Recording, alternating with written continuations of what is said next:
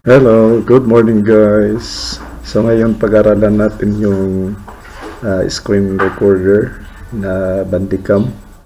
So ito daw ay magandang screen recorder kasi kung mayroon kayong presentation, gusto ninyong mag-present ng lesson, okay, pwede ninyong gamitin ang Bandicam kasi meron itong face app.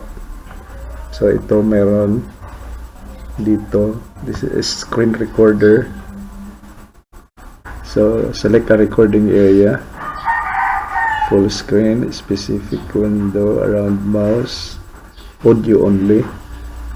So try natin to. Select a recording area. Okay.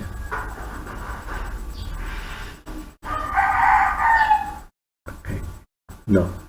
So ito guys, tingnan natin kung ano ang video output nito. Okay? Explore natin yung Bandicam.